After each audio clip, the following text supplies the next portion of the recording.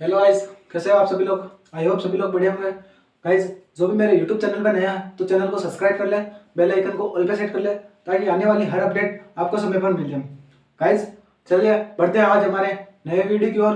तो गाइस, कल हम पढ़ रहे थे, संगठन को पूरा किया था। पहला संगठन पढ़ा था हमने राजपूताना मध्य भारत संघ, जो 1918 में बनता है। किसके द्वारा? जमनालाल बजाज, गणेश शंकर विद्यार्थी और यहाँ पर क्या विजय सिंह पथिक, देवी शंकर, शारदा, इनके द्वारा ये राजपूताना मध्य भारत संघ बनाया गया था। उसके बाद में 1920 में ये नागपुर अधिवेशन के दौरान कांग्रेस में हो जाता है, सम्मिलित हो जाता है। उसके बाद हमने राजस्थान संघ पढ़ा, राजस्थान सेवा संघ, जो 1920 में किसके द्वारा बनाया गया? तो ये बनाया गया था विजय सिंह पथिक, रामनारायण चौधरी और हीराबाई कीकर, हरिभाई कीकर, उनके द्वारा ये बनाया गया था। और उनके इनके मैंने कुछ अखबार बताया था आपको, जैसे नवीन राजस्थान बताया था, तरुण राजस्थान बताया था, राजस्थान केसरी जो 1920 में वर्धा महाराष्ट्र से निकलता था, राजस्थान केसरी उसका नाम पड़ा, केसरी सिंह भारत के नाम पर पड़ा। और नवीन राजस्थान ये अजमेर से निकलता था, और तरुण राजस्थान ये नवीन राजस्थान का नाम चेंज करके निकाला गया था। जयनारायण व्यास इसे ब्यावर से निकाला करते थे। और उसके बाद में हमने एक और संगठन पढ़ा, वो था अखिल भारतीय देशी राज्य लोक परिषद, जिसकी स्थापना 1927 में की गई। जो पूरे जो भारत की जो रियासत थी, उन भारत की पूरी रियासतों का एक संगठन था, देशी राज्य अखिल भारतीय देशी राज्य लोक परिषद। ठीक है, किसके द्वारा संस्थापक? इसके संस्थापक कौन थे? तो वो थे बाबा राव, वो जो रामचंद्र राव, ठीक है, दीवान बहादुर रामचंद्र राव, वो इनके क्या थे? संस्थापक थे। इसका मंत्री किसको बनाया गया या सचिव किसको बनाया गया? तो विजय सिंह पति को बनाया गया। लेकिन जो राजपूताना और मध्य भारत था, उनके लिए किसको सचिव नियुक्त किया गया? तो उनके लिए किया गया रामनारायण चौधरी। रामनारायण चौधरी जो अखिल भारतीय देशी राज्य लोक परिषद थी, उसकी एक इकाई बनी राजपूताना देशी राज्य लोक परिषद, ठीक है, जो राजस्थान के लिए थी। और उसका अधिवेशन 1931 में अजमेर में रखा गया था। ये हमने पढ़ा। फिर हमने पढ़ा एक अधिवेशन पढ़ा। कौन सा अधिवेशन पढ़ा? कांग्रेस का हरिपुरा अधिवेशन पढ़ा। कांग्रेस का हरिपुरा अधिवेशन में क्या पढ़ा कि 1938 में यह अधिवेशन होता है, और जिसकी अध्यक्षता सुभाष चंद्र बोस करते हैं। और ये सुभाष चंद्र बोस है जो प्रजामंडल को क्या देता है? पूरी तरह से अपना समर्थन देता है। पहली बार अगर उसने किसी ने कांग्रेस ने अगर प्रजामंडल को समर्थन दिया था तो वो हरिपुरा अधिवेशन 1938 के दौरान दिया गया था, जो सवाल पूछा हुआ। फिर हमने जोधपुर प्रजामंडल को स्टार्ट किया था, कुछ बातें पढ़ी थी। आज हम उस जोधपुर प्रजामंडल को वापस से पूरा का पूरा पढ़ने वाले हैं, जो स्टार्टिंग से करेंगे। तो आइए चलते हैं, स्टार्ट करते हैं।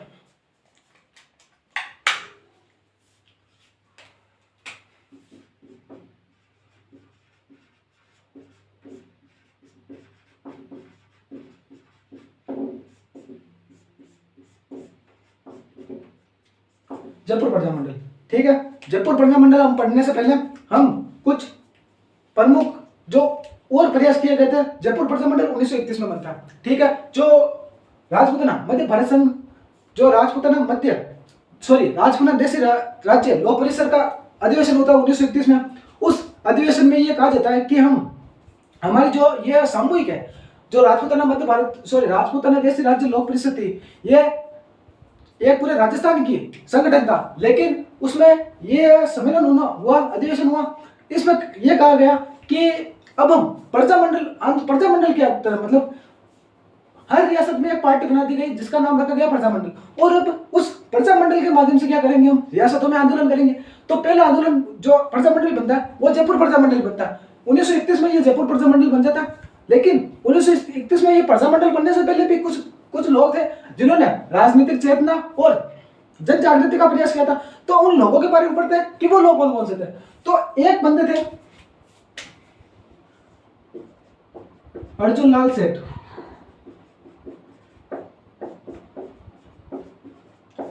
ठीक है। एक बंदे थे हीरालाल शास्त्री, और एक बंदे थे जमनालाल बजाज।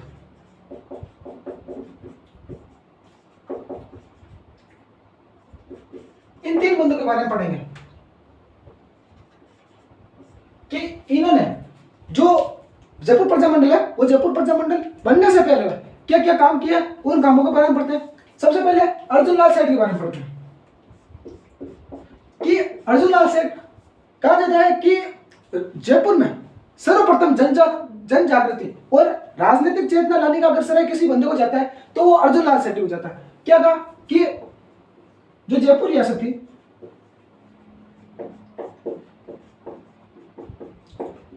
जयपुर रियासत में सर्वप्रथम जन जागृति अगर कोई लेके आता है, जन जागृति एवं जन जागृति और राजनीतिक चेतना,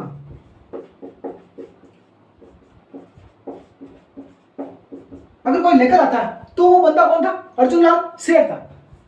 अर्जुन लाल सेठ को एक नाम दिया गया, राजस्थान का दादी जी, ये इसका नाम था। कभी कभार कोई पूछ ले कि राजस्थान का दादी जी किसे कहा जाता है, तो राजस्थान का दादी जी कहा जाता है अर्जुन लाल सेठ को। क्या किया कि जयपुर रियासत में सर्वप्रथम जन जागृति और राजनीतिक चेतना लाने का क्या जाता है, इनको श्रेय जाता है। इन्होंने काम किया था कि 1908 में एक पाठशाला का निर्माण किया था, जैन वर्धमान पाठशाला जयपुर में। ठीक है, जो ये पाठशाला थी ये आगे जाकर क्रांतिकारियों को शिक्षा देने वाला एक प्रमुख केंद्र बना। ठीक है, ये सवाल पूछा जाता है कि क्रांतिकारियों को शिक्षा देने वाला प्रमुख केंद्र कौन सा था, कौन सी रियासत से संबंधित था, तो वो जयपुर रियासत से संबंधित था। कौन सा प्रजामंडल, तो जयपुर प्रजामंडल। क्या है इसमें कि क्रांतिकारी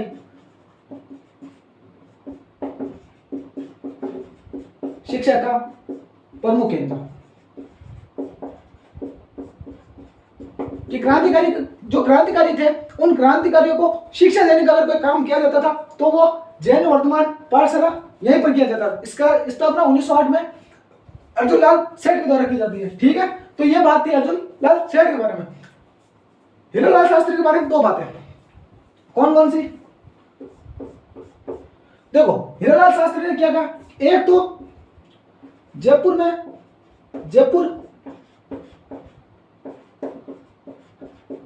हितकारिणी सभा का गठन किया। जयपुर हितकारिणी सभा में नहीं, ठीक है। और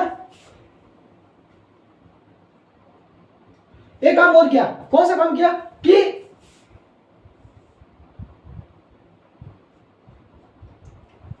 ये जो जयपुर हितकारिणी सभा थी, इस जयपुर हितकारिणी सभा का अध्यक्ष किसको बनाया गया, तो ये आपको भी पूछ ले, तो ये हीरालाल शास्त्री ने बालचंद शास्त्री को,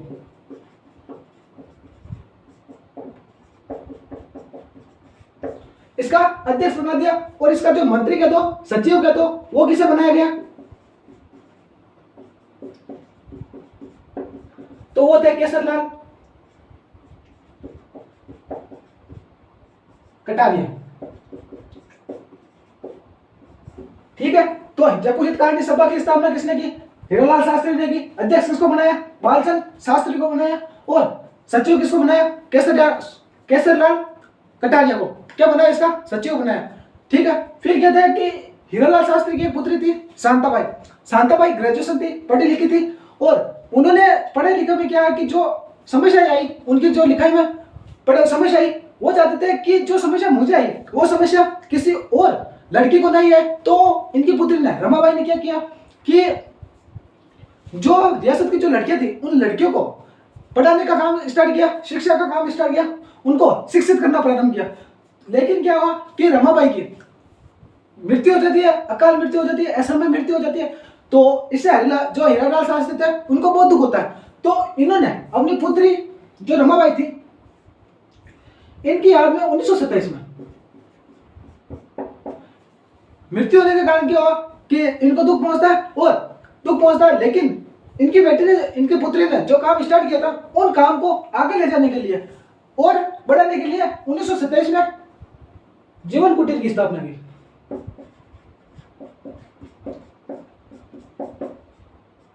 कहां पर की, तो देखो टोंक पे एक जगह पड़ती है निवाई टोंक। यहां पर की क्या किया, इस जीवन कुटीर जो संस्था थी उसकी स्थापना की। कहां पर, निवाई टोंक में।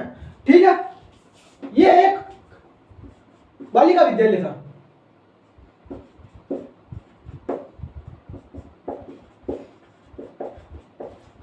जो आगे जाकर 1935 में वनस्थली विद्यापीठ के नाम से जाना जाने लगा। वनस्थली विद्यापीठ, ठीक है। और इस वनस्थली विद्यापीठ में पंचमुखी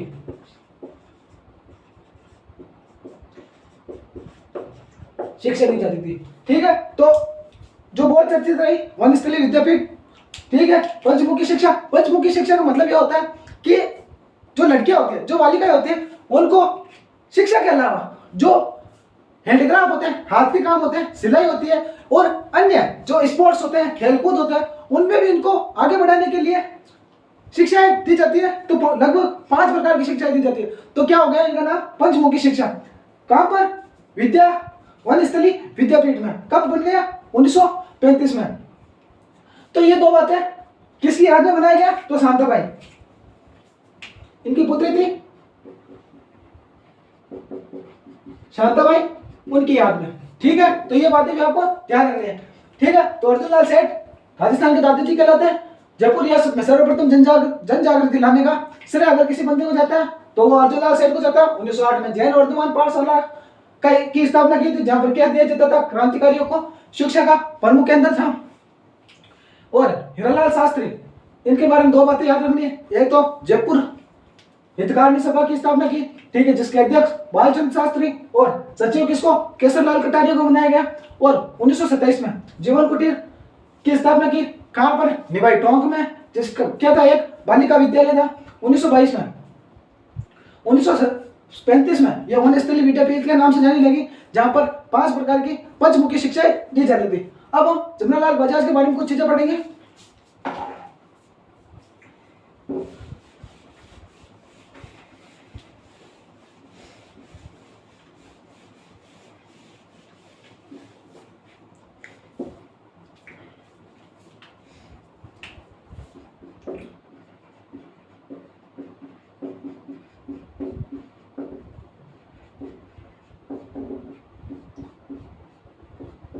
देखो जमनालाल बजाज ये कांसी का बास सीकर के रहने वाले थे,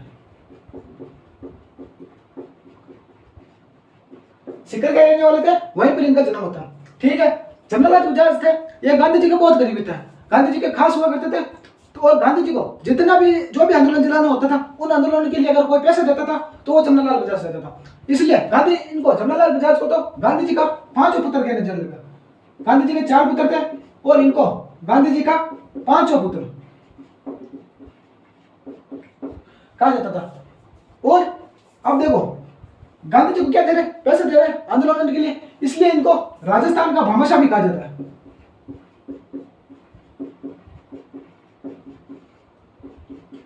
ठीक है, भामाशाह भी कहा जाता है, ठीक है।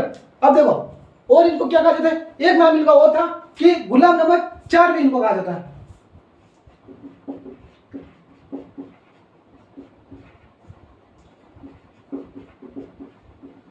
तो ये इनके 3 प्रमुख उपनाम है जो आपको याद रखना है। गांधी जी का 5वां पुत्र, राजस्थान का भामाशाह और गुलाम नंबर 4।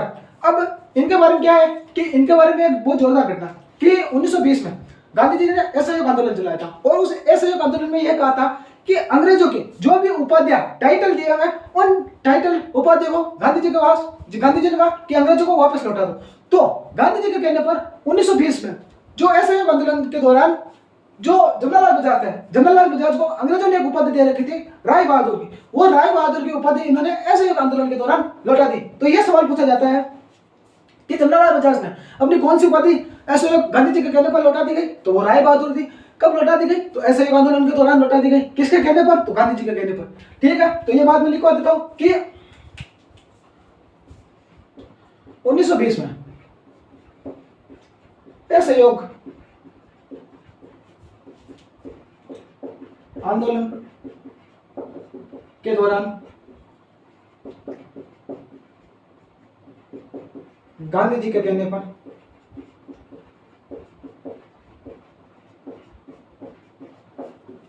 इन्होंने अपनी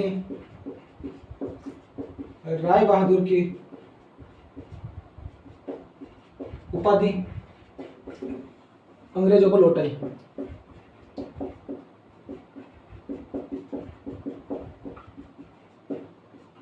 ठीक है, तो कौन सी उपाधि लौटा दी? राय बहादुर की उपाधि लौटा दी। किसके कहने पर? गांधी जी के कहने पर। कब लौटा दी? तो असहयोग आंदोलन के दौरान। एक इनकी जोरदार और घटना कि जो जमनालाल बजाज थे, ये अभी भाई बता रहा था कि गांधी जी के खास हुआ करते थे, गांधी जी के करीबी हुआ करते थे, और गांधी जी थे वो खाकी को बढ़ावा देने वाले थे, खाकी को बढ़ावा देते थे। ठीक है, तो खाकी को बढ़ावा देते थे, तो इन्होंने क्या किया कि जमनालाल बजाज ने भी, ठीक है, जमनालाल बजाज ने 1927 में क्या किया कि अमृतसर, जयपुर में एक जगह पड़ती है अमृतसर, वहां पर चरखा संघ की स्थापना की। ठीक है, किसने की? तो चरखा संघ की स्थापना। कौन कौन थे? तो एक तो थे जमनालाल बजाज,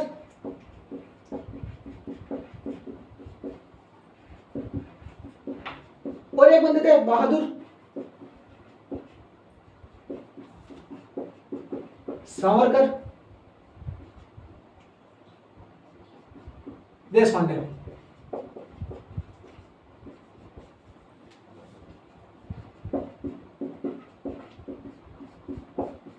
तो क्या नाम था?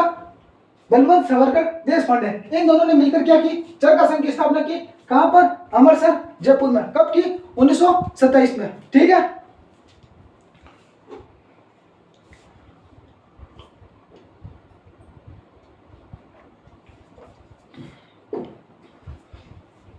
फिर एक जोरदार घटना हो रहा है कि 1922 में, इसके अलावा तो जमनालाल बजाज के बारे में तो इतनी चीजें कि काशी के पास सिक्कर के लेने वाले थे, इनको गांधी जी का पांचवा पुत्र कहा जाता, राजस्थान का भामाशाह कहा जाता, गुलाम नंबर 4 कहा जाता।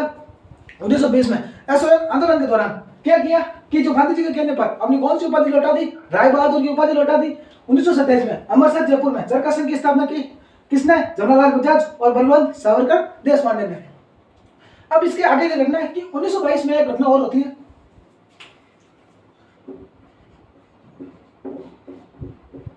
1922 में घटना होती है हिंदी भाषा, हिंदी राजभाषा आंदोलन।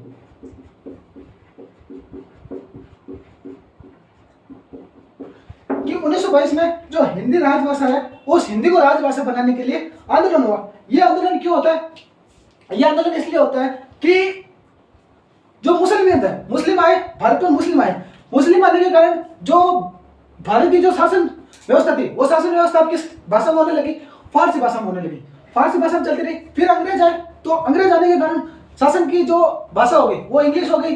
तो जिनको अच्छी इंग्लिश और जिसको अच्छी फारसी, जिनको अच्छी इंग्लिश और जिनको अच्छी फारसी आती थी, उनको नौकरियां मिल जाती थी।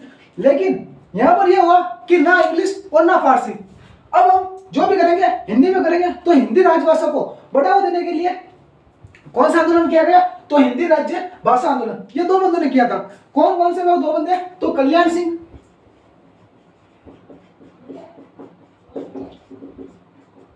और श्यामलाल वर्मा। इन दो बंदों ने आंदोलन किया था। श्यामलाल वर्मा ने, इनकी एक क्या बात याद होना कि 1942 में ये एक समाचार पत्र निकाला था जयपुर से। उस जयपुर समाचार पत्र का नाम भी था जयपुर समाचार। कौन सा समाचार पत्र निकाला था? तो ये याद रखना, समाचार पत्र जिसका नाम क्या था? जयपुर समाचार। ठीक है, किसके द्वारा? श्यामलाल वर्मा के द्वारा। कल्याण सिंह इनके द्वारा हिंदी राज्य भाषा आंदोलन किया था। कब किया था? 1922 में। अब हम इससे आगे बढ़ते हैं।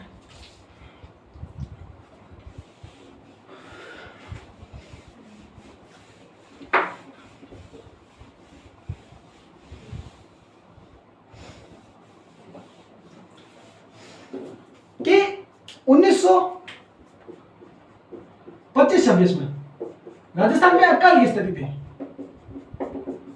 ठीक है, और अकाल की स्थिति होने की स्थिति में भी जो जयपुर था वो क्या कर रहा था कि जो अनाज था, उस अनाज का आयात कर रहा था, स्थानांतरण ट्रांसफर कर रहा था। आयात जो दूसरे देशों में अनाज को बेच रहा था।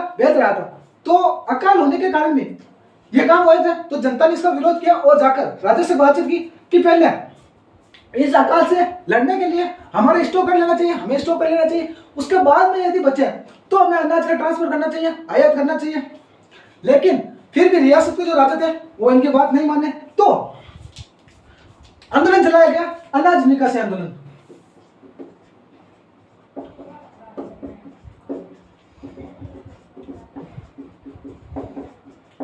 सीधी सीधी बात याद रखनी है कि अनाज निकासी आंदोलन कब चलाया गया, तो 1925-26 में चलाया गया। ठीक है, फिर एक चीज और याद रखनी कि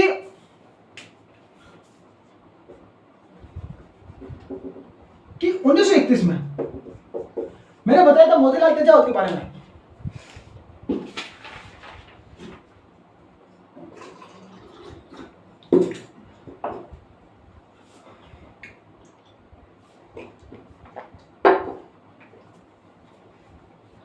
जब हमने शेखावटी किसान आंदोलन पढ़े थे, सीकर किसान आंदोलन पढ़े थे, तो उसमें मैंने बताया था, और हमने एक आंदोलन और पढ़े थे जो किसान आंदोलन के अलावा एक हमने पढ़ा था सिरोही, और उसके अलावा एक ही आंदोलन पढ़ा था सिरोही का, एक ही आंदोलन, और अपर इधर का भ्रमण क्षेत्र का आंदोलन ये पढ़ा था। तो एक ही आंदोलन में मैंने एक नेता का नाम बताया था, मोतीलाल तेजावत, जो 1922 में निवड़ा हत्याकांड के बाद क्या हो रहे थे, फरार हो रखे थे, जिनको 1929 में गांधी जी के कहने पर ईडन नामक स्थान पर क्या करते थे, पुलिसों के सामने वो अपने आप को सरेंडर कर देते थे 1929 में। तो 1931 में वो डेट थी 5 अप्रैल।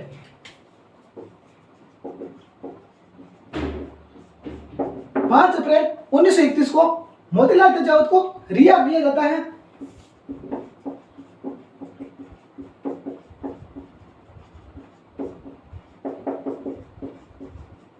ठीक है, मोतीलाल तेजावत को रिहा किया जाता है। अभी मैं वापस बताया जाता जैसे कि मोतीलाल तेजावत मेवाड़ महाराणा के सामने अपनी 21 मांगे रखी, जैसे मेवाड़ की पुकार कहा जाता है, इन्हें क्या कहा जाता है, और इन्हें जो आदिवासियों का मसीहा कहा जाता है, मेवाड़ का गांधी कहा जाता है, इन्हें और क्या कहा जाता है, तो इन्हें बाबूजी कहा जाता है। ये बातें हमने ऑलरेडी आंदोलन में पढ़े थे, उन आंदोलन में की है, आप जाके उस वीडियो में देख सकते हैं, उनमें बहुत सारी चर्चाएं की गई है मोतीलाल तेजावत के बारे में।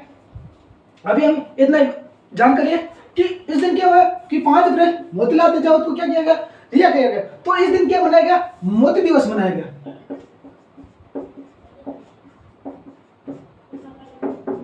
ठीक है, अभी बता रहा था निवड़ा हत्याकांड 1922 में होता है, जिसमें 1200 वीर जो किसान है वो शहीद हो जाते हैं, और उसे क्या कहा जाता है, उसे राजस्थान का दूसरा चलने वाला बाघ हत्याकांड कहा जाता है। ये सब चर्चा हमने की है। तो ये बातें आप 2 चीजें और याद रख लेना, 1925-26 में अनाज निकासी आंदोलन होता है, और 5 अप्रैल 1931 को मोतीलाल तेजावत के रिहा होने के उपलक्ष्य में क्या होता है, मोती दिवस मनाया जाता है। अब हम पढ़ेंगे जयपुर प्रजा मंडल की ओर।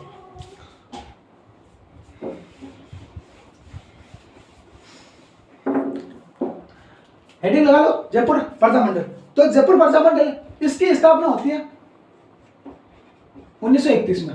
अभी मैं बता रहा था कि जो अखिल भारतीय देशी राज्य लोक परिषद है, ये इसकी इकाई बनती है राजपूताना देशी राज्य लोक परिषद, जिसका अधिवेशन होता है 1931 में। कहां पर होता है, अजमेर में। वही जगह थी रामनारायण चौधरी के द्वारा, और उन्होंने क्या कहा कि हम अलग अलग रियासतों में प्रजा मंडल के साथ, प्रजा मंडल का मतलब होता है प्रजा के द्वारा या प्रजा के लिए जो आंदोलन किया जाता है वो प्रजा मंडल आंदोलन। तो हर रियासत में किया जाता है। तो सर्वप्रथम जो प्रजा मंडल बनता है वो बनता है जयपुर प्रजा मंडल। कब बनता है, तो 1931 में बनता है। इसकी स्थापना 2 बंदों ने की थी। एक तो अपन के जमनालाल बजाज थे, एक बंदे का नाम और याद रखना, कर्पूर चंद पाटनी। इन 2 बंदों ने क्या की, इस जयपुर प्रजा मंडल की स्थापना की। ठीक है, अब मैंने बताया रखा था कि जो जमनालाल बजाज थे वो बिजी थे। ठीक है, तो इनका 5 साल तक राजस्थान से बाहर चले गए, वापस आना हुआ नहीं। तो 5 साल तक तो ये जो प्रजा मंडल था ये निष्क्रिय रहा।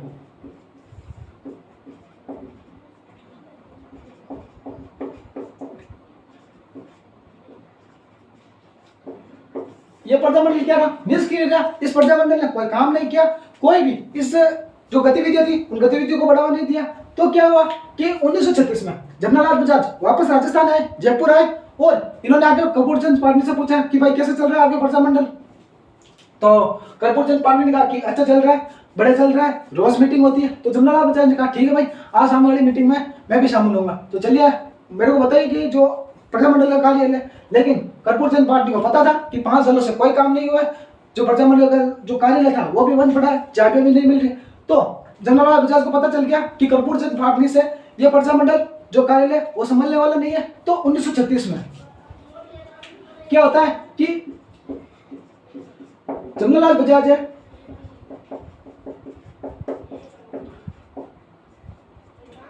ये प्रजामंडल का पुनर्गठन होता है।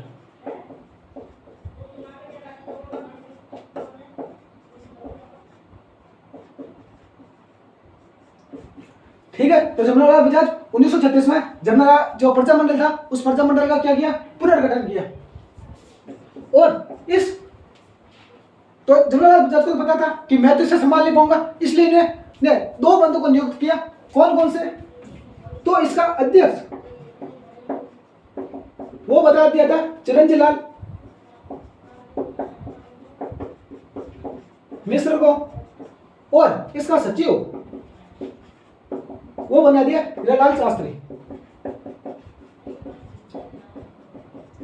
ये वही हीरालाल शास्त्री है जिन्होंने जयपुर हितकारिणी सभा की स्थापना की थी। ये वही हीरालाल शास्त्री जिसकी बेटी रमाबाई ने जो लड़कियों बालिकाओं की शिक्षा के लिए कदम उठाए, और ये वही है जिन्होंने जीवन कुटीर की स्थापना की थी, जो आगे जाकर वन स्थली विद्यापीठ के नाम से जाने लगा। ठीक है, तो हीरालाल शास्त्री को क्या कर दिया, इनका सचिव नियुक्त कर दिया। ठीक है भाई, सचिव नियुक्त हो गए, जमनालाल बजाज जी वापस चले गए।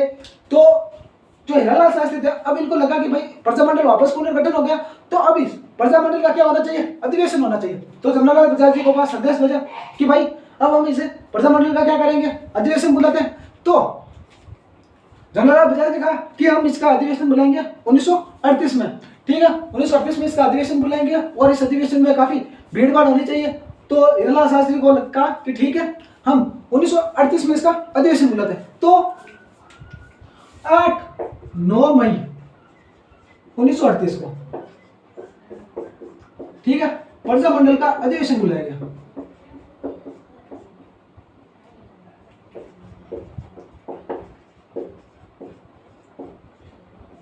कहां पर बुलाया गया, तो जयपुर में एक जगह पड़ती है नथमल का कटला। ठीक है, अब इसकी अध्यक्षता कौन करेंगे, तो जो चिरंजीव लाल मिश्र थे वो कब थे, तो 1936 में अध्यक्ष। ठीक है, एक साल से एक साल अध्यक्ष चेंज होता रहता था। 1938 में जो जयपुर प्रजामंडल था उसके अध्यक्ष जमनालाल बजाज स्वयं बनते हैं। तो इसकी अध्यक्षता करते हैं इस अधिवेशन की, वो जमनालाल बजाज स्वयं करते हैं।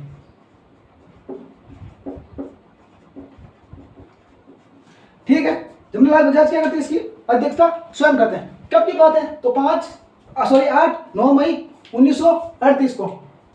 अब मैं अभी बता ही रहा था कि जमनालाल बजाज ने गांधी जी के मिलने वाले थे, करीबी थे।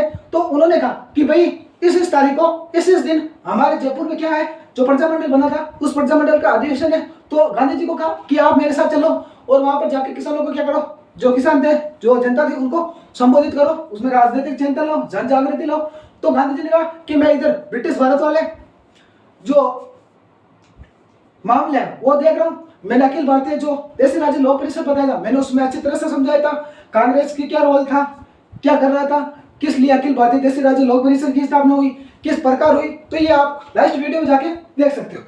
ठीक है, तो जमनालाल बजाज ने ये कहा, गांधी जी ने ये बातें की, तो गांधी जी ने तो मना कर दिया, लेकिन गांधी जी ने ये कहा कि आप अपनी मम्मी को ले जाओ। मम्मी का मतलब अभी मैंने बताया कि जमनालाल बजाज क्या थे, गांधी जी के 5 पुत्र कहलाते थे, 5 पुत्र कह जाते थे।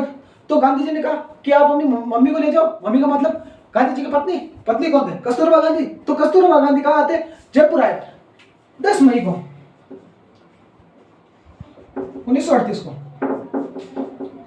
ठीक है, जयपुर में महिलाओं की एक सभा को प्रस्तुत हुई, कस्तूरबा गांधी है।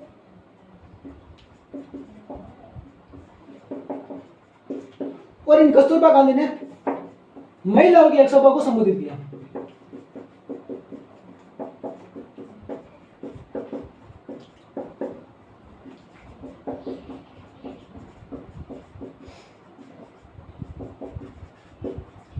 ठीक है, तो कब किया, 1938 में, 10 मई 1938 में। ठीक है, जो 8-9 मई था इसमें पुरुष वाला ओनली जो मेंस है उनका अधिवेशन हो गया। और 10 मई को कस्तूरबा गांधी ने किनकी ले ली, महिला सभा थी, उन महिला सभा के संबोधन ले लिया या उनको संबोधित कर दिया। अभी मैं एक चीज और बता रहा था कि जमनालाल बजाज को जब हीरालाल शास्त्री ने कहा कि हमें अधिवेशन बुलाना चाहिए, तो जमनालाल बजाज कहते कि ठीक है अधिवेशन होगा 1938 में होगा, लेकिन अच्छी खासी भीड़ होनी चाहिए। तो हीरालाल शास्त्री को मैंने शेखावटी किसान आंदोलन पढ़ाया था। शेखावटी किसान आंदोलन जो रामनारायण चौधरी और हरि ब्रह्मचारी द्वारा ये किसान आंदोलन किया गया था। और इसमें मैंने ये बताया कि जो नेता होता है, ठीक है, एक बंदा था ठाकुर देशराज, ठीक है, जो 1931 में क्या करते हैं कि जो राजस्थान जाट महासभा थी, उस राजस्थान महासभा का जाट महासभा का राजस्थान जाट महासभा की स्थापना 1931 में करते हैं, जिसका 1933 में सिक्कर में पलथाना नामक स्थान पर क्या होता है, अधिवेशन होता है। और उसमें क्या होता है कि वो क्या करते हैं कि 1934 में एक यज्ञ का आयोजन करते हैं, जाट प्रजापति महायज्ञ। और जिसके यज्ञ राज थे, वो जो पुरोहित थे वो थे अपने खेमराज शर्मा, और जो आहुति देने वाले थे यज्ञमान थे वो कुंवर सिंह थे। उसके बाद में 15 मार्च 1935 को जो शेखावटी के जो सिक्कर के सामंत थे, जिनके ये आंदोलन होता है, जिनके साथ खिलाफी आंदोलन होता है, वो उनके और दो बंदे और थे, सर छोटूराम और रतन सिंह, जो किसानों की ओर से थे। सर छोटूराम जो पंजाब प्रांत से थे, और रतन सिंह जो अपन के यहाँ से भरतपुर के थे, स्थानीय नेता थे। तो इन दोनों के प्रयासों से शेखावटी किसान आंदोलन था, उन शेखावटी किसान आंदोलन और सामंत के बीच में क्या हो गया, समझौता हो गया। जब हीरालाल शास्त्री को इस बात की पता चलती है कि अभी 1935 में शेखावटी किसान आंदोलन समाप्त हुआ है, तो वो वापस जाते हैं। जो शेखावटी किसान आंदोलन थे, उन शेखावटी किसानों के पास जाके कहते हैं कि भाई आपका मैटर समाप्त हो गया, आपकी सारी शर्तें मान ली गई। तो किसानों ने कहा भाई सारी शर्तें तो नहीं मानी है, कुछ शर्तें मानी है। तो कहा ना ना, आपको सारी शर्तें मनानी, आप हमारे साथ आओ, हम आपको प्रजामंडल आपको पूरा सहयोग देता। तो 1938 में 1938 में जो कैसे शेखावटी किसान सभा थी,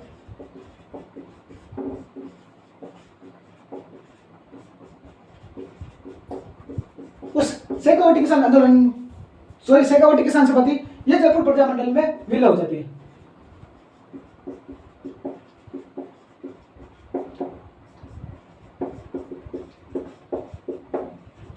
ठीक है, तो याद रखना कि शेखावटी किसान आंदोलन किस प्रजामंडल ने शेखावटी किसान आंदोलन को समर्थन दिया या किसानों की सभा को संबोधित किया, तो वो थी जयपुर प्रजामंडल। तो अब देखो शेखावटी किसान आंदोलन जो किसान सभा थी, उनके नए नेता थे, जो नेता थे वो अब किससे जुड़ने लगे, प्रजामंडल से जुड़ने लगे। तो प्रजामंडल में और नए नेता आए, जैसे कुछ नेता मैंने बताया था, सरदार हरलाल खर्रा,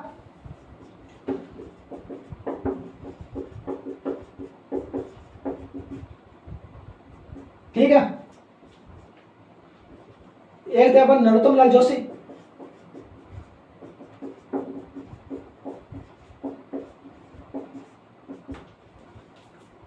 ठीक है, एक थे नेतराम जी।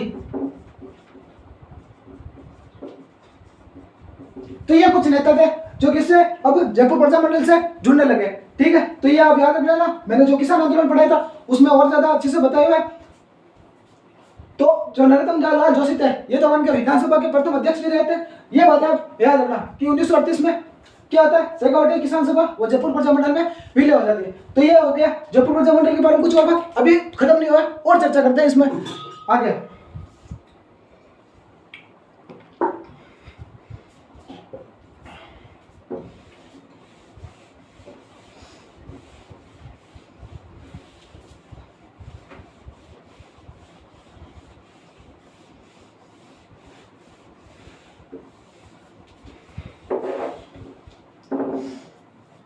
ठीक है, तो 1938 में क्या होता है, अधिवेशन होता है। अब इसकी खबर जब जयपुर महाराजा को पड़ती है, जयपुर महाराजा थे मानसिंह सेकंड, तो उनको जब ये खबर पड़ती है कि भाई प्रजामंडल था वो ऐसे तो अधिवेशन कर गया और 10 में ये महिलाओं को संबोधित कर गया, तो मतलब 3 दिन हमें गाड़ियां निकालिए, फुल गाड़ियां निकालिए। तो इन्होंने क्या किया कि 1939 में तो जयपुर प्रजामंडल था, जो जयपुर रियासत थी, इस जयपुर रियासत में क्या किया कि एक तो प्रजामंडल, इस प्रजामंडल पर रोक लगा दी कि भाई आज के बाद जो प्रजामंडल है ये जयपुर रियासत में कोई अधिवेशन नहीं करेगा, कोई आंदोलन नहीं करेगा। अब इस प्रजामंडल पर रोक लगा दी थी और जो जमनालाल बजाज थे उनको गिरफ्तार कर लिया गया।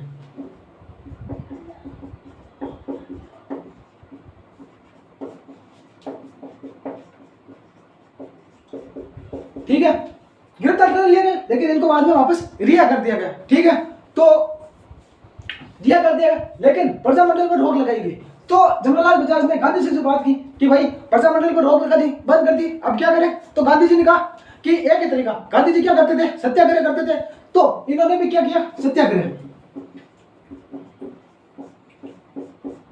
तो 1939 में जयपुर में क्या हुआ? सत्याग्रह हुआ, ठीक है। और इन सत्याग्रहों में जो नेता थे, उन नेताओं ने क्या किया? गिरफ्तारियां दी, ठीक है। और इसमें कुछ महिलाओं के नाम याद रखने। गिरफ्तारियों में महिलाएं थी रमा देवी,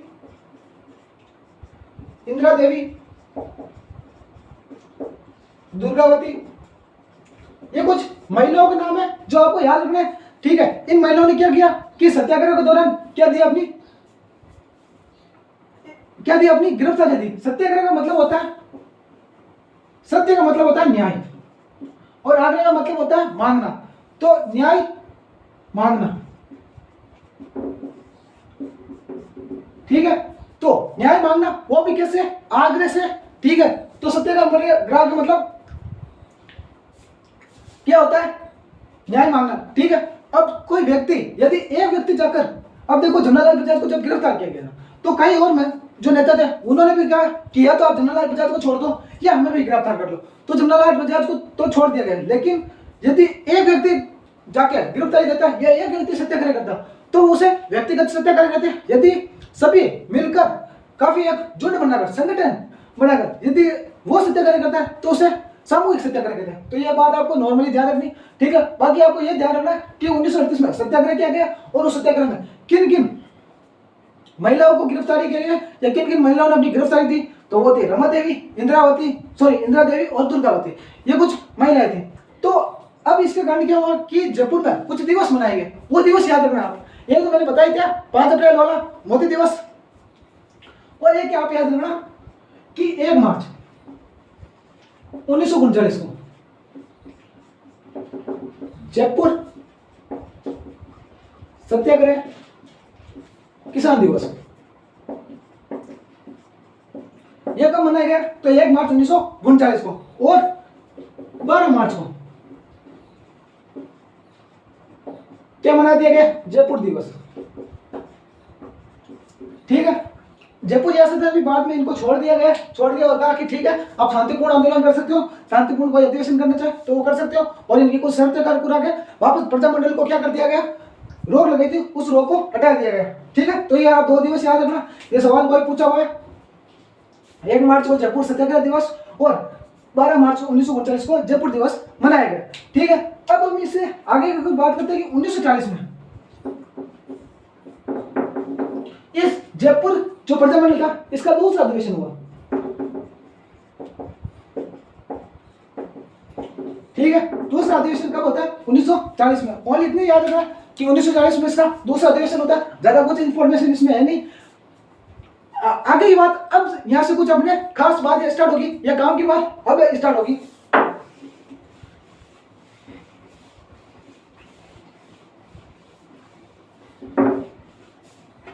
कि 1942 में, ठीक है, कि 1942 में जो जयपुर प्रजामंडल था, उस जयपुर प्रजामंडल के जो अध्यक्ष थे वो बनते हैं हीरालाल शास्त्री।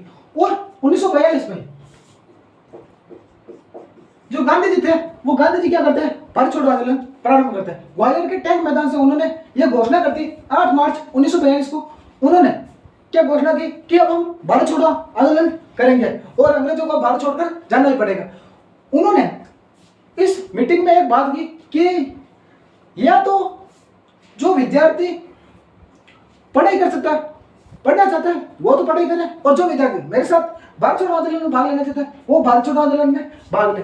उनके अलावा इन्होंने एक लास्ट पंक्ति और गई थी कि लास्ट पंक्ति यह गई कि जो राजा है, जो भी जितने भी रियासत थी भारत में, उन रियासतों को यह कहा कि जितने भी रियासत के जो राजा है वो राजा है अपना प्रशासन जनता को सौंपते और मेरे साथ आंदोलन में आ जाए, और उनकी जो अंग्रेजों के साथ जितनी भी संधियां है उन संधियों को समाप्त कर दे, खत्म कर दे, क्योंकि अब अंग्रेजों को भारत छोड़कर जाना पड़ेगा। जबकि जो राजा थे वो क्या कह रहे थे? अंग्रेजों तुम भारत में रहो। तो उनको ये क्या दी? एक गांधी जी ने एक बात कही, किनको लेकर? रियासत के राजाओं को लेकर, ठीक है। इस मीटिंग में जयपुर प्रजामंडल की ओर से गए होते हीरालाल शास्त्री। हीरालाल शास्त्री को ये बात समझ में नहीं आती कि भाई यदि रियासत का राजा शासन हट जाएगा, शासन से हट जाएगा, तो रियासत से जो शासन है वो संभालेगा कौन? उनके बाद ये पलक नहीं बढ़ती, ये वापस जयपुर आते हैं और जयपुर आकर ये निर्णय लेते हैं कि भाई हम जयपुर जो प्रजा मंडल है वो किस में भाग नहीं लेगा? भारत छोड़ो आंदोलन में भाग नहीं लेगा। ठीक है, तो जयपुर प्रजा मंडल ने क्या निर्णय लिया? तो 1942 से पहले तो ये लिख लेता है कि भारत छोड़ो आंदोलन।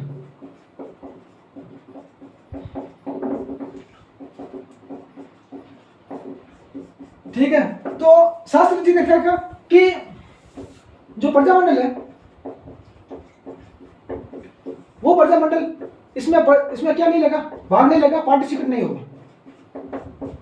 ठीक है, तो जब ये जयपुर से आए तो जो प्रजा मंडल के जो अन्य नेता थे उन नेताओं ने पूछा, भाई आप जाके आए हो, वो मीटिंग अटेंड करके आए, तो भाई आप क्या फैसला लेना?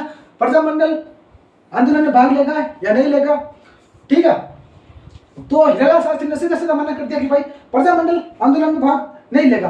अब हीरालाल शास्त्री के वो जयपुर के जो राजा थे मान सिंह, उनके साथ अच्छे रिलेशन थे और जयपुर प्रजा मंडल ये बार बार कह रहा था कि उत्तरदायी शासन की स्थापना करो, उत्तरदायी शासन की स्थापना करो। तो मान सिंह ने भी, राजा मान सिंह थे, उन्होंने भी कह दिया कि ठीक है भाई, हम जो उत्तरदायी शासन है उसकी स्थापना कर देंगे। तो भाई हीरालाल शास्त्री ने कहा कि जब राज्य उत्तरदायी शासन करने की स्थापना करने के लिए तैयार है तो भाई आंदोलन क्यों करना है? हम आंदोलन इसीलिए तो कर रहे हैं कि उत्तरदायी शासन बने। ठीक है, और गांधी जी भी यही चाहते हैं कि उत्तरदायी शासन की स्थापना हो। यदि उत्तरदायी शासन की स्थापना हो रही है तो हम आंदोलन क्यों करें? तो उन्होंने आंदोलन करने से मना कर दिया। लेकिन प्रजा मंडल में कुछ वादी नेता थे, उन्होंने क्या कहा कि भाई आप आंदोलन करो या ना करो, हम आंदोलन करेंगे। तो प्रजा मंडल से कुछ नेता अलग हो गए 1942 में, कुछ नेता अलग हो गए, विरोधी नेता, जिन्होंने क्या किया, एक अपना अलग गठन बना लिया, अलग संगठन बनाया जिसका नाम दिया आजाद मोर्चा। कहा गई भाई हम आजाद होने के लिए क्या कर रहे हैं? भारत छोड़ो आंदोलन कर रहे हैं और आज से हम भी इस प्रजा मंडल से क्या है, आजाद है और हम अपना अपना अलग संगठन बना रहे हैं। कौन सा? आजाद मोर्चा। इसका गठन करने वाले बंदे थे वो थे बाबा हरिश्चंद्र। बाबा हरिश्चंद्र क्या थे? इसके संस्थापक थे।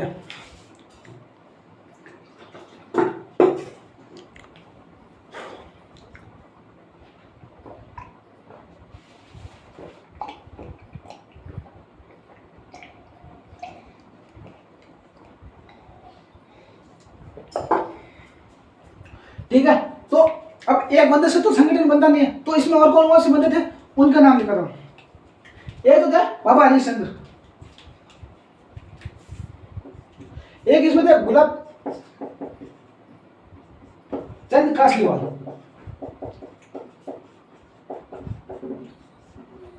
एक इसमें थे रामकरण जोशी,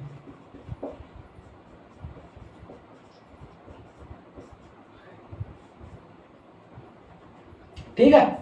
तो बाबा हरिश्चंद्र, गुलाब चंद कासलीवाल, रामकरण जोशी और दौलत राम भंडारी।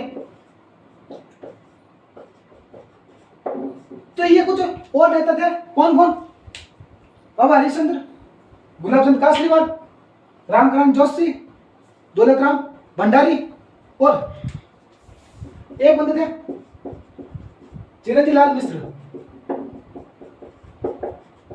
तो ये 5 नेता थे। ठीक है, आजाद मोर्चे ये प्रमुख नाम कौन कौन? तो बाबा हरिश्चंद्र, गुलाब चंद कासलीवाल। ये गुलाब चंद कासलीवाल थे जिससे कासलीवाल ये अपन की जो राजस्थान बना है, इस राजस्थान के प्रथम महाधिवक्ता थे।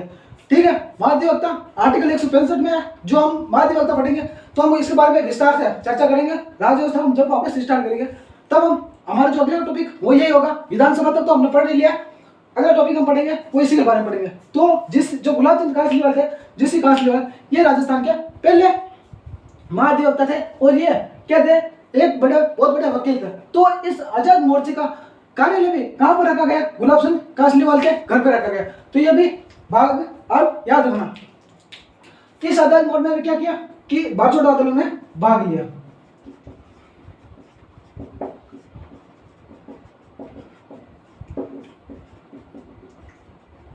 तो ये बातें भी आप थोड़ा ध्यान रखना। ठीक है, तो भारत छोड़ो आंदोलन में कौन भाग लेता? आजाद मोर्चा। ठीक है, कौन कौन? बाबा हरिश्चंद्र, गुलाब चंद कासलीवाल, रामकरण जोशी, दौलत राम भंडारी, चिरंजी लाल मिश्र। ये नेता आप ध्यान रखना। अब क्या कि जयपुर प्रजा मंडल से कुछ नेता अलग हो गए। अब कुछ नेता और थे जो किसकी तरफ थे, हीरालाल शास्त्री की तरफ थे। अब भाई कुछ नेता क्या हो गए प्रजामंडल, कुछ नेता क्या हो गए आंदोलन में भाग ले लिया। तो जो बाकी बच्चे नेता थे उन्होंने जाकर पूछा हीरालाल शास्त्री से, भाई कि आप भाग क्यों नहीं ले रहे हो, हमें भी भाग लेना चाहिए, हमें भी तो आंदोलन करना चाहिए। तो जिससे क्या हुआ कि हीरालाल शास्त्री पर दबाव बढ़ा और उन्होंने जो जयपुर के जो पीएम थे मिर्जा इस्माइल, प्रधानमंत्री थे उस वक्त मिर्जा इस्माइल,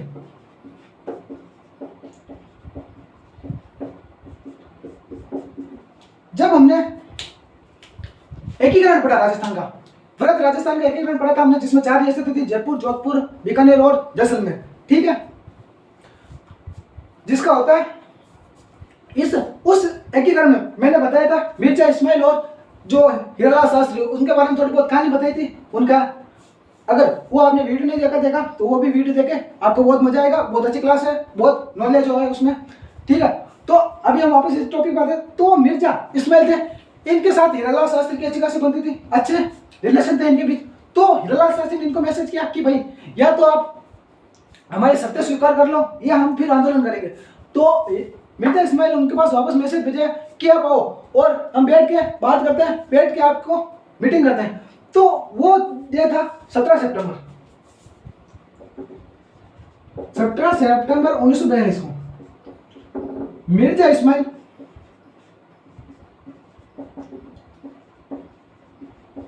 और हीरालाल शास्त्री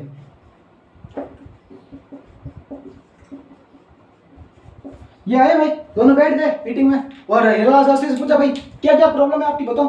तो हीरालाल शास्त्री ने कहा कि एक तो सीधी बात कि उत्तरदायी शासन की स्थापना होनी चाहिए, मतलब राजा शासन करे लेकिन मंत्रिमंडल में जनता से भी क्या हो, मंत्री नियुक्त हो, जो आम जनता उनसे भी मंत्री नियुक्त हो और उन मंत्रियों से पूछ कर क्या हो, जो भी काम हो वो मंत्रियों से पूछ करो, ठीक है। तो ठीक है कि कहा कि ओके। तो एक शर्त तो क्या होगी, क्या शर्तें होगी कि जयपुर रियासत है वो जयपुर रियासत वो उत्तरदायी शासन की स्थापना, कि ठीक है भाई कर देंगे। फिर क्या बोला अगली मांग, क्या कि अगली मांग ये है कि जो जयपुर रियासत है वो अंग्रेजों का साथ देती है।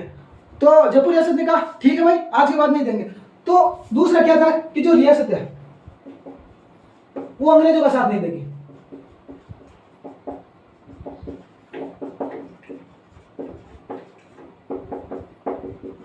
ठीक है, तो दूसरी बात क्या हो गई, ये हो गई।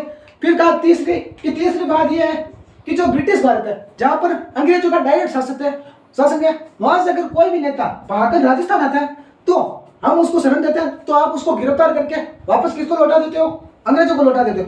तो आप आज के बाद ऐसा नहीं करो। तो कहा कि ठीक है।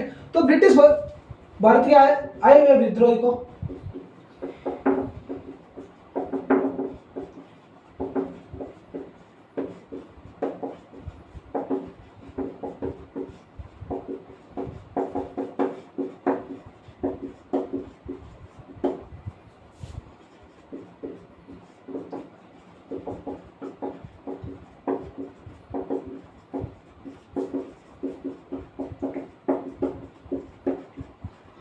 हीरालाल शास्त्री ने कहा जो ब्रिटिश भारत से जो विद्रोह आता है वो उस विद्रोह को रियासत गिरफ्तार नहीं करेगी और अंग्रेजों को नहीं सौंपेगी। तो भाई मिर्जा इस्माइल ने कहा ठीक है भाई नहीं सौंपेंगे, हम आपको दे देंगे, आप चुपचाप रख लेना, अंदर की बात है अंदर ही रख लेना।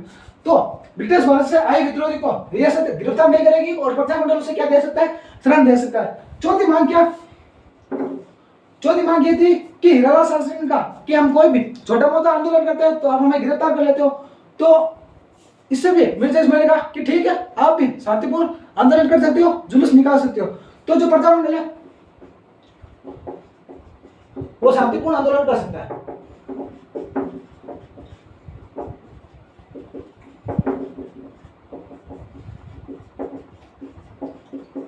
फिर एक और क्या कि अब कहा ये 4 बातें तो हो गई।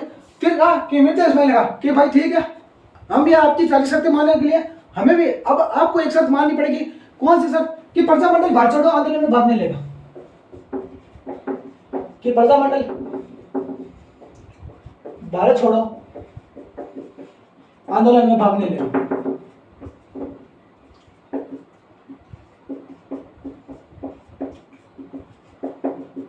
ठीक है, तो ये बातें होगी कि कौन सकती तो जयपुर रियासत उत्तरप्रदेश शासन की स्थापना करेगी, रियासत अंग्रेजों का साथ नहीं देगी, ब्रिटिश भाषाई विद्रोहियों को रियासत गिरफ्तार नहीं करेगी, प्रजामंडल शांतिपूर्ण आंदोलन कर सकता है, जुलूस निकाल सकता है, प्रजामंडल भारत छोड़ो आंदोलन में भाग नहीं लेगा।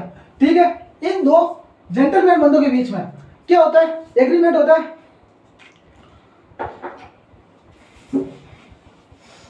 ठीक है, तो जो दो जेंटलमैनों के बीच में एक समझौता होता है और इस समझौते को नाम क्या दिया गया, जेंटलमैन एग्रीमेंट।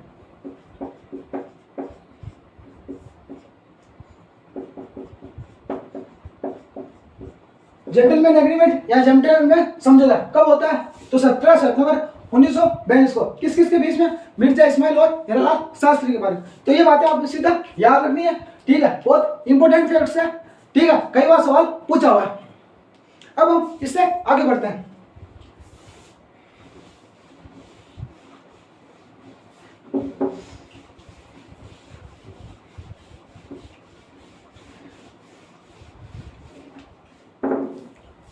कि 1942 में प्रजा रियासत ने क्या तो दिया कि उत्तर प्रदेश शासन की स्थापना करेंगे, तो 1942 में एक समिति का गठन किया गया और ये समिति ने क्या दी, अपनी सिफारिश दी।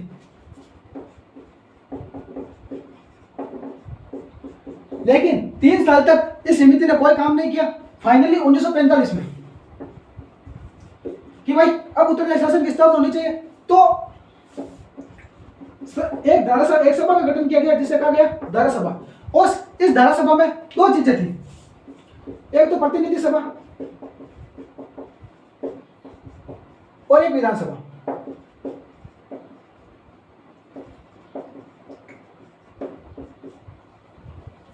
ठीक है, तो ये 2 बंदे थे, सॉरी ये 2 सभाएं थी। कौन कौन सी, प्रतिनिधि सभा और विधानसभा। ठीक है, अब उत्तर प्रदेश शासन की स्थापना करनी है तो चुनाव कराने पड़ेंगे। तो जयपुर रियासत में क्या हुआ, चुनाव हुए और चुनाव के दौरान क्या हुआ, जो प्रजामंडल था उसका एक भी नेता नहीं जीता। और लेकिन फिर भी क्या हुआ कि 1946 में एक बंदा था देवी शंकर तिवारी।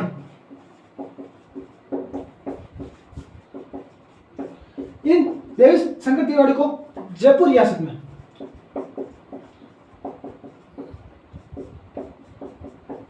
सर्वप्रथम गैर सरकारी मंत्री नियुक्त किया गया।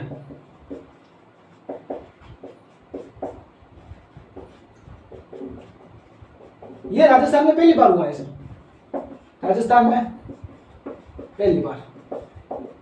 तो कोई पूछ ले कि किसे बंदे को सर्वप्रथम गैर सरकारी मंत्री नियुक्त किया गया, तो राजस्थान में भी पहली बार, तो देवी शंकर तिवारी। इन देवी शंकर तिवारी के बारे में 2-3 चीजें बताऊंगा कि जो देवी शंकर तिवारी थे ये 1943 में जमनालाल बजाज की मृत्यु हो जाती है। तो 1943 में जमनालाल बजाज की याद में जयपुर रियासत एक समाचार पत्र निकालते थे, लोकवाणी।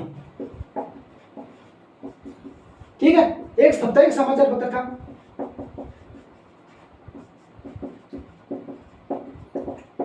किसकी याद में, तो बजाज जी की याद में। ठीक है, और ये जो देवी शंकर तिवारी थे, ये जो हमारी आरपीएससी है, राजस्थान सेवा लोक सेवा संघ, ठीक है, इसके अध्यक्ष भी रह चुके हैं।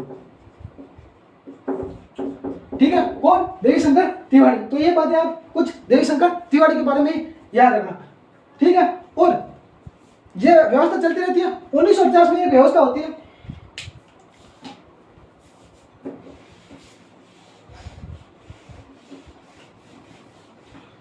फिर क्या होता है कि 1948 में राजा एक व्यवस्था स्थापित करता है। उस व्यवस्था में एक तो दीवान होगा, एक मुख्य सचिव और एक उप सचिव, सॉरी 5 अन्य सचिव।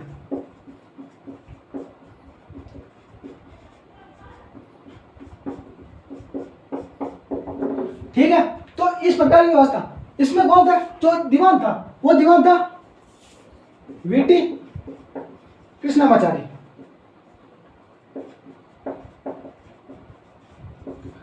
ठीक है, सचिव किसको बनाया गया? तो हीरालाल शास्त्री।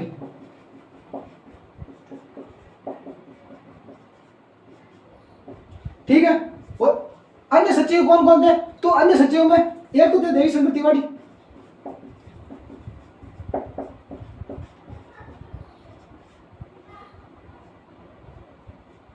ठीक है, देवी शंकर तिवारी थे। और कौन थे? तो जो और दो बंदे थे वो सामंत थे।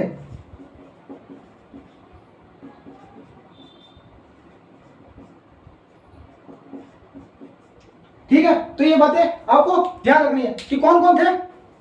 तो देवी शंकर तिवारी,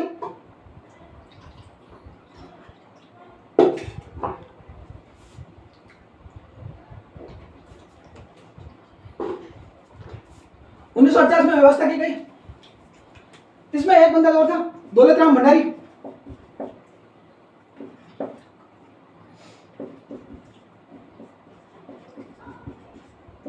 एक बंदा था टीकाराम पालीवाल।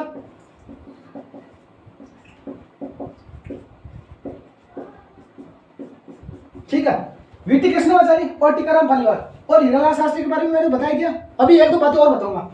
ये जो वीटी कृष्णमाचारी थे, ये विधानसभा में संविधान सभा हुई थी, सॉरी, उन संविधान सभा में जयपुर की ओर से गए थे। जो जयपुर की ओर से जाने वाला जो बंदा था वो था वीटी कृष्णमाचारी। इसके अलावा दो बंदे और थे। ठीक है, कौन कौन? तो वीटी कृष्णमाचारी, हीरालाल शास्त्री और एक बंदा था सरदार सिंह खेतड़ी, जो खेतड़ी के सामंत थे। ये तीन बंदे थे जो जयपुर रियासत की ओर से संविधान सभा में भाग लिए। ये जो वीटी कृष्णमाचारी थे, ये संविधान सभा में उपाध्यक्ष बनाए गए। उपाध्यक्ष के पद पर कौन है? तो वीटी कृष्णमाचारी। ये चीज टीकाराम पालीवाल, इनके बारे में ये बात है कि ये राजस्थान के प्रथम निर्वाचित सीएम थे।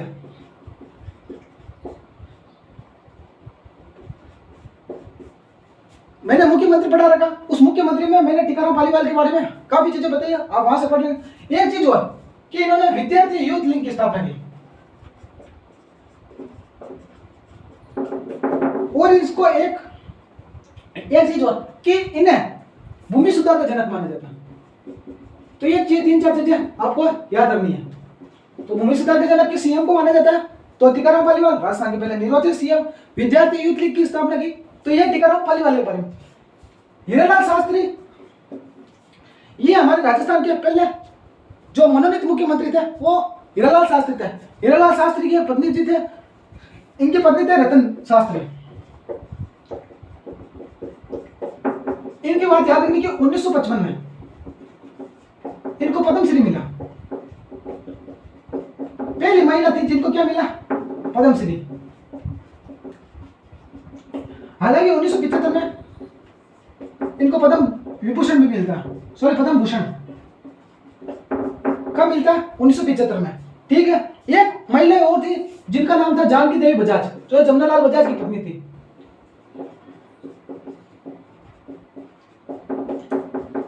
इनको 1956 में पद्म भूषण मिला, सॉरी पद्म विभूषण मिला। ठीक है, तो ये पहली महिला जो जिनको पद्म विभूषण मिला। तो ये फैक्ट आपको याद रखना है। ठीक है, तो ये हो गया हमारा जयपुर प्रजा मंडल। बहुत ही शानदार टॉपिक था, बहुत ही इंपोर्टेंट फैक्ट्स थे जो आपको याद रखने एग्जाम से पूछे जाते हैं। और गाइस जो भी जिसको भी मेरा वीडियो पसंद आता है तो वीडियो को शेयर करें, सब्सक्राइब करें और ज्यादा से ज्यादा शेयर करें। और किसी भी बंदे को यदि इस मैंने जो पढ़ा है इसके हैंडराइट नोट से ही किसी को चाहिए तो मेरे को यूट्यूब में जो मेरे चैनल का नाम है, सॉरी सीक्रेट रीस्टार्ट, ये मेरा टेलीग्राम चैनल का नाम है। आप वहां से ज्वाइन कर सकते हो और मेरे को मैसेज कर सकते हो। मैं आपको हैंडराइट नोट्स अवेलेबल करवा दूंगा जो भी मैंने पढ़ाया। तब तक के लिए थैंक यू, धन्यवाद। मिलते हैं अगर एक नए वीडियो के साथ। जय हिंद, जय भारत।